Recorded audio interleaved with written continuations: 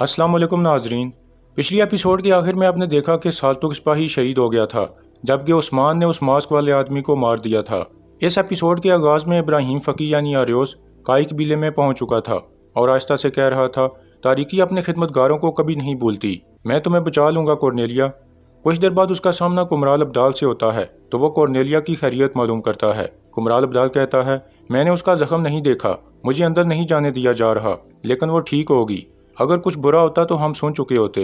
यह सुनकर इब्राहिम फ़की कहता है, मेरा रब उसे शिफायाब करेगा इंशाअल्लाह। फिर कुमराल अब्दाल वहाँ से चला जाता है तो इब्राहिम फ़की कहता है, कॉर्नेलिया सब जानती है, मैं उसे उनके पास नहीं छोड़ सकता। इसके बाद वो दोनों सलजान खातून के खेमे के पास पहुँच जाते हैं।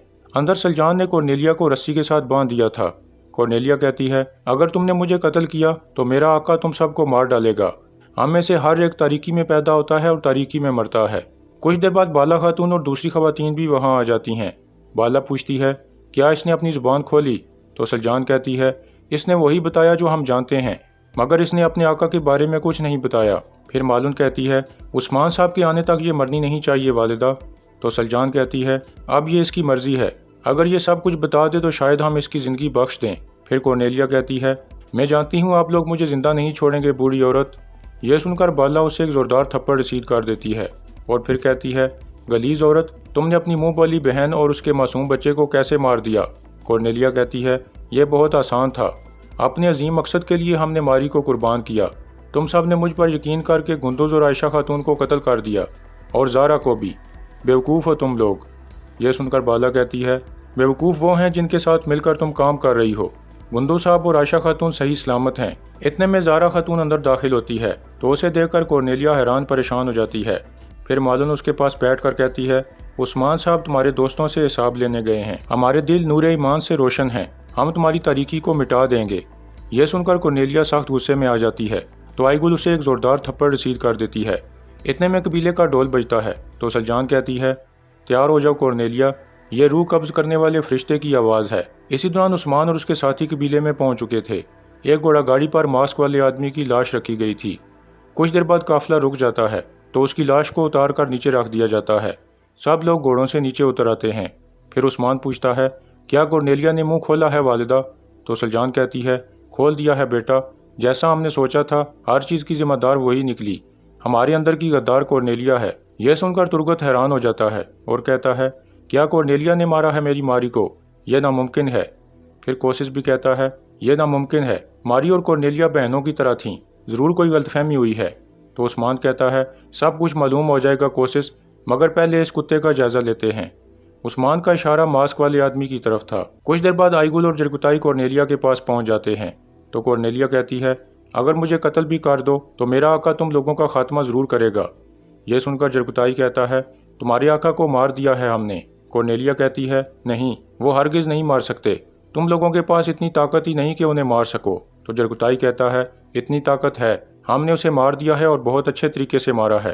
फिर आईगुल कहती है, चलो अब तुम्हें तुम्हारे आका से मिलवाते हैं। इसके बाद वो दोनों कॉर्नेलिया को लेकर बाहर निकल जाते हैं। कुछ देर बाद वो सब के सामने पहुंच जाते हैं और फिर कॉर्नेलिया को मास्क वाले आदमी के पास फेंक देते हैं। तो कॉर्नेलिया रोते हुए कहती है, आप हरगिज़ नहीं मार सकते, कैसे कत्ल कर दिया उन्होंने मेरे अजीम आका को? फिर उस्मान कहता है, रोना बंद करो और सब के सामने बताओ, क्या मारी को तुमने कत्ल किया था?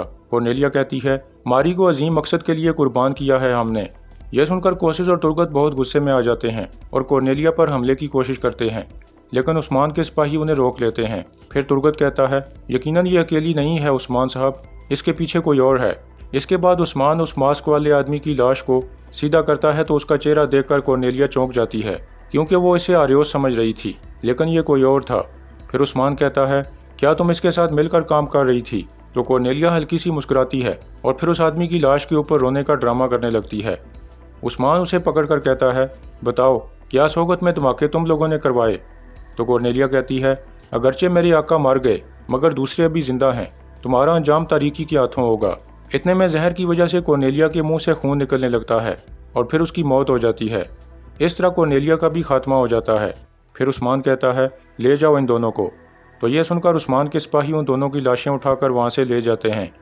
इसके बाद उस्मान कहता है, ऐ लोगो, आप सब ने देखा और सुना, तुरगत साहब की बेगम और मिहाइल कोशिश की बहन मारी की कातिला उसकी खादमा कॉर्नेलिया थी। मेरे भाई गुंदोज और आयशा खातून की बेगुनाही साबित हो गई है। कॉर्नेलिया जिन तारीकी वाले कुत्तों के साथ मिलकर काम कर रही थी, उन्होंने हमारे दरमियान फूट डालने और हमें तकसीम करने के लिए मारी और उसके बच्चे को कत्ल किया। यह कहकर उस्मान बोरान को इशारा करता है तो वो करीब ही खड़ी एक घोड़ा गाड़ी का दरवाज़ा खोल देता है, जिसके अंदर से गुंदोज और आयशा खातून निकलकर बाहर आ जाते हैं।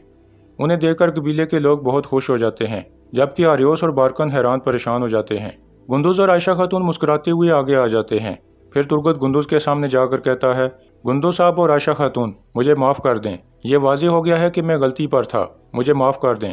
गुंदोज कहता है, माफ़ करता हूँ तुर्गत साहब, आपने बगैर किसी सबूत के मुझ पर भरोसा किया, सलामत रहें। फिर वो दोनों गले मिलते हैं। इसके बाद आयशा खातून भी कहती है, हमने आपको माफ़ किया तुर्गत साहब। फिर गुंदोज और कोशिश भी आपस में हाथ मिलाते हैं। इसके बाद उस्मान बुलंद आवाज़ में कहता है, उमर बे और अवाज बे को कत्ल करने वाले ही सोगत में धमाके करने वाले हैं।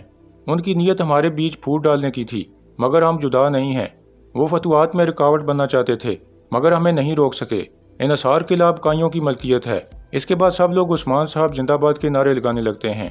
फिर उस्मान कहता है, अल्लाह का नाम पूरी दुनिया में फैलाने से पहले अगर हम अपने वादे से पीछे हटें तो हमारी तलवार हमारे खून से सुर्ख हो जाए। इसके बाद सब लोग अल्लाह अकबर के नारे लगाने लगते हैं। बारकन भी पुरजोश अंदाज में नारे लगा रहा था, जबकि इब्राहिम फ़की काफ़ी परेशान नजर आता है। इसके बाद रात का वक्त हो जाता है। एनागोल किले में निकोला अपने चेहरे पर लगे जख्म को साफ कर रहा था। फिर वो मैथ्यूज को कहता है, जानते हो ये जख्म क्या है? ये जंग की अलामत है जो सिर्फ बहादुरों को मिलती है। अपने के लिए कोई छोड़ छाड़ कर भाग जाने वाले तुम जैसे अहमकों को नहीं मिलती। अब बैठ जाओ। यह सुनकर मैथ्यूज एक कुर्सी पर बैठ जाता है। फिर निकोला कहता है, मेरा एक तजस्सुस दूर कर दो मैथ्यूज कि तुम अपने किले से कैसे भागे। मैथ्यूज कहता है, मेरे वफादार सिपाहियों ने मुझे फरार करवाया। यह सुनकर निकोला उसके गले में एक रस्सी नुमा कपड़ा डाल देता है और कहता है, वफादार तो मर गए थे मैथ्यूज, बाकी वही बचे हैं जिन्होंने तुम्हारी तरह हार मान ली। उस्मान ने जानबूझकर तुम्हें रिहा करवाया और आज इस किले ने बहुत नुकसान उठाया मैथ्यूज। यह कहकर निकोला जोर से उसका गला दबाने लगता है और इस तरह वो गवर्नर मैथ्यूज का खात्मा कर देता है।